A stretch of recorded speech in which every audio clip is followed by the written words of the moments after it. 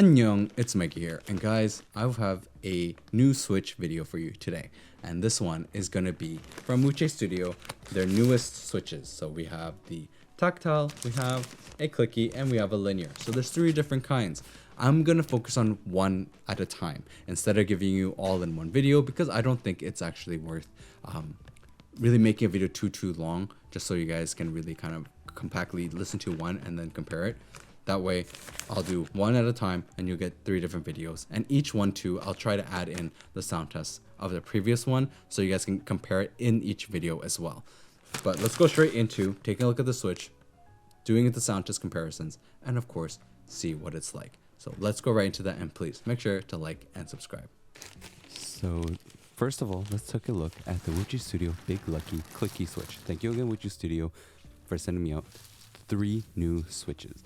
Now, this is the clicky version. It looks really nice, actually. The color scheme of it is quite colorful, and the switch itself, as you can see, is very interesting.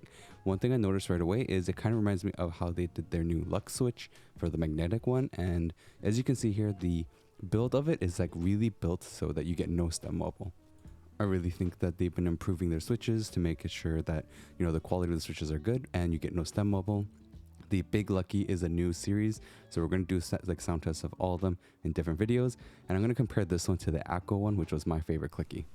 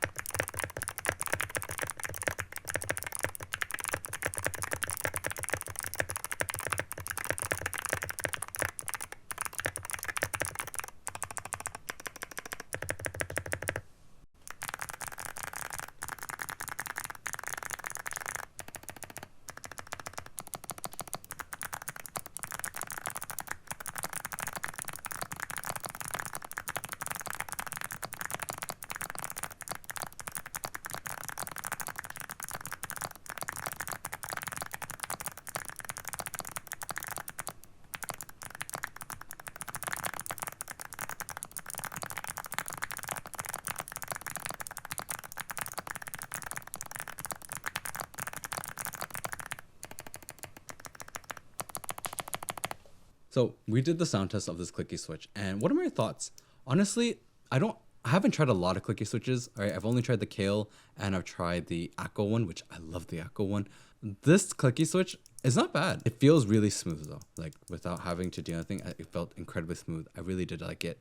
And of course, like the design of these switches is amazing in terms of no stem wobble. Like you're gonna get no stem wobble on these. I'm quite impressed with what they've been doing, especially with the Hall effect switch, but it's so expensive. Really, really pricey. I really hope they do kind of drop the prices to make it a little bit more affordable. Now we're gonna have to, of course, open up the switch, take a look at it, and get a little bit more information and see if this is really worth your time. So let's get right into that. One thing I forgot to mention about the Switch that I realized is that it does actually have an interesting sound profile. It has a slight thock to it at the bottom end of it, while it has a clicky sound to it. Now, one thing I want to show you guys as well is that this Switch doesn't actually have a regular Switch opening prongs. Instead, it has, as you can see here, it's latched on, and you can't use a switch opener to open it, but this is how I do it. I just use the switch puller and then pull the sides out and to get it out. Now, to show you guys the interesting portion of the stem itself is really well done, and it really is interesting of how they made it. So if you remember before when I did the Zen 65 video with the new Kale switch, it had the interesting way of doing these switches, and this is Wuque Studio's way of doing that. This allows you to have this like circular stem at the top, which really provides you a way to have no stem wobble at all. And because this is a clicky switch, I didn't do any looping, guys. I just kept it as stock. The reason being, last time I tried looping a clicky switch, I ended up making it a tactile switch, and it really ruins the essence of a clicky switch. Now, as you can see here, the way that they did it and how it goes into the top housing is really well done, and it is interesting to see. And as you can see with the bottom housing as well, it is like a regular switch, but again, it matches the whole stem.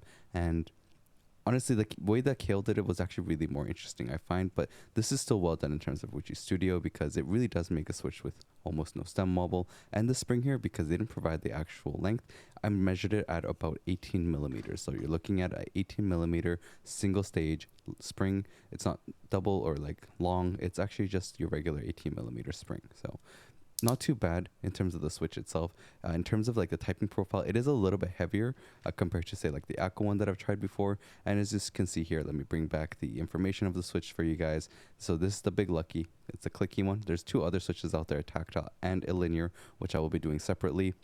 But I have to admit, like, this switch does sound really interesting. It is definitely a bit on the heavier side, but it sounds like a thock at the end, but a click at the top.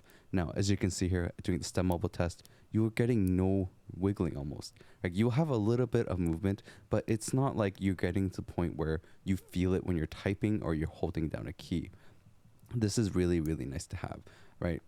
You want a switch that has like no stem wobble. This is practically the design you want to go. You see at the top, that's a different switch. That's actually the keeps and cable switch from the Taro one. And as you can see, there was quite a bit of movement there, while this one comparatively has like no movement at all. Now, of course, let's go into the backlighting test so you guys can kind of see what it looks like and if there is any changes in terms of the coloring, because the bottom of the housing is a different color. First thing you're going to notice right away is that this switch is quite bright. They do have a light diffuser in there, and the light diffuser is actually really well done.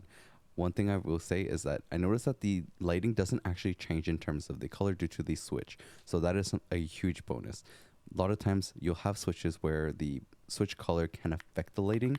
This one is not one of those switches, so you have a really nice lighting going through it. It is quite bright as well, and you'll be able to see it very, very like visible in terms of like in front of you, as well as, you know, lights on, lights off. So if you are someone who does like to have their RGB on their switches, this is definitely a switch you can take a look at, especially if you are into a clicky switch. And of course, looking at the switch and using it and like testing it out myself, I really did find it really nice. It wasn't actually too loud either. Like when I compared it to the Akko switch, which they have very different sound profiles to it. The clicky for the Wuque Studio one, I found that like it was really weird, or it's just interesting, right? You're not getting just a clicky sound, but you're getting a bottom out sound, which was actually quite thocky. And here, I'll give you guys a little bit of a comparison between the Echo and the Wuque Studio, just so you guys can kind of hear the differences.